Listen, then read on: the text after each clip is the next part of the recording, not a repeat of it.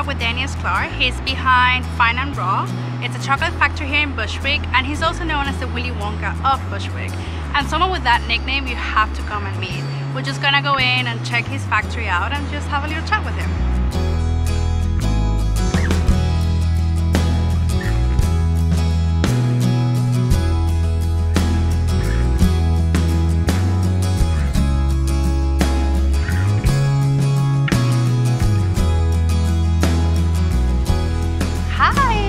Jen, hi. How are you, Daniel? Good, how are you? Good. Welcome to the Fine and Raw Bushwick Chocolate Factory. Thank you, I'm so excited to be here. It's really great to have you. Come, let's go check out the factory. Sure.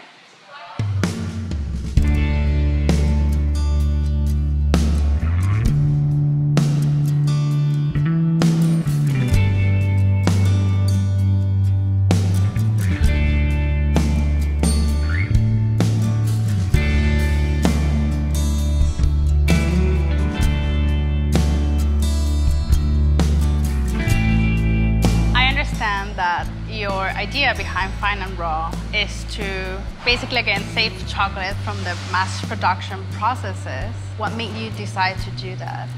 There's a connection in life between your food and how it then rolls over into other aspects of your life. You know, if you really enjoy your food, you bring enjoyment into your life, which has a ripple effect of enjoyment into further things. In 2007, you spent 3 years traveling, and then when you came back to New York, that's when you started your whole, chocolate adventure somehow. You embraced chocolate as part of your life. Was there something during that trip, or was there something that you can just share with us that made you make that decision? When I actually stopped being a traveling gypsy and had to fit into the real world. When I was in the kitchen as a chef, I wanted to throw chocolate into every single dish, which is absurd.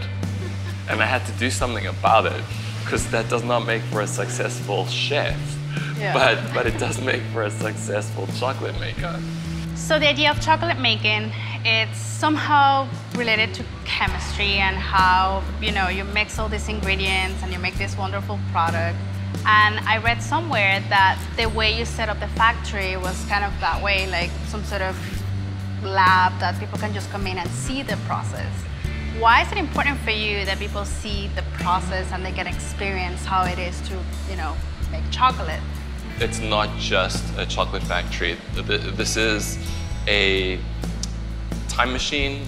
It's a place where we produce imagination first and then chocolate second.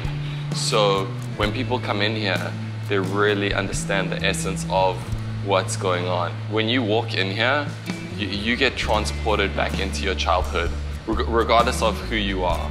And the way that the factory is set up, with it being open plan and completely transparent, helps that whole process. It helps you go down the rabbit hole. We're making a chocolate coffee shake. Okay. So you take our Nola, you pour it about halfway, a little less than you would if you're making a coffee, because you need a lot of half and half to give it that like whipped consistency of a shake. More? Yeah, no, that's good. Almost all the way full of half and half. Just a little bit of space, otherwise the shake gets a little, it just goes everywhere. Okay. Perfect. And then we're gonna pour these into the blender. I like to do 2 big scoops, so it's super chocolatey. Is that per glass or just one? Yeah, scoop? 2 scoops per glass. Oh wow, that's a lot of chocolate. Yeah, it is. We're a chocolate factory, you know? Oh, the consistency is very... And then 1 big one. A little bigger. Bigger? Yeah. Like that? Mm-hmm. Okay. Perfect.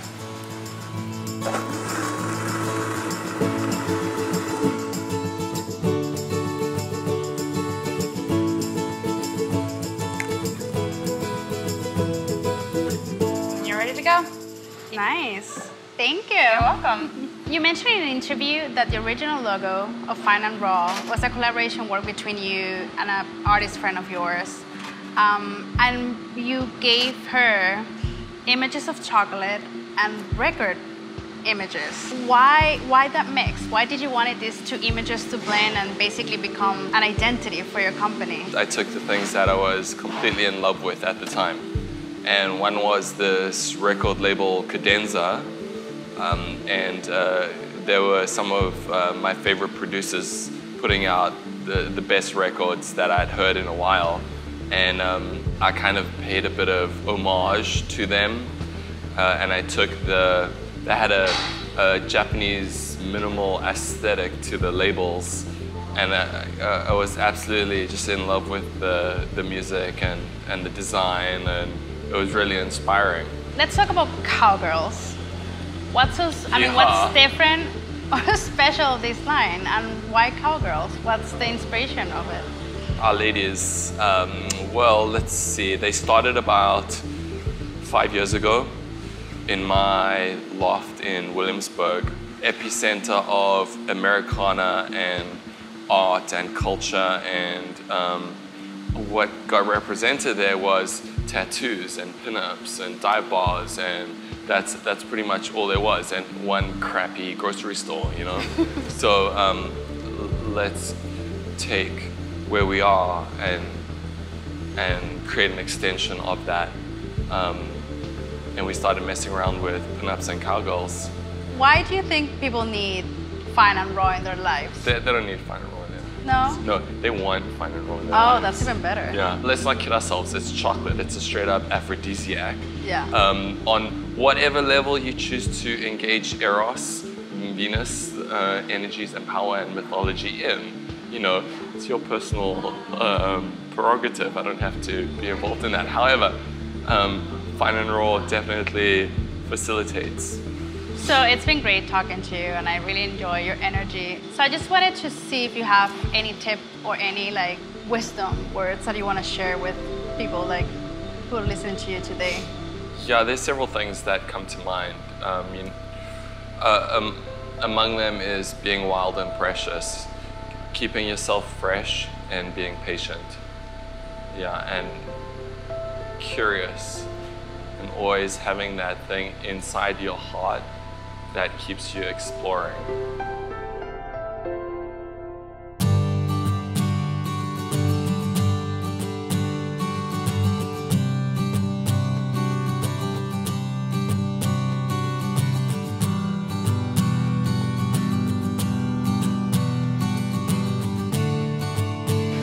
I just got to eat a shit ton of chocolate.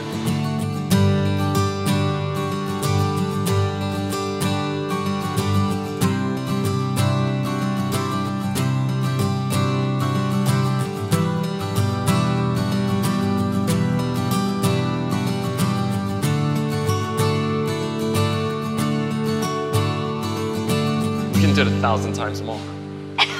Totally fine with that.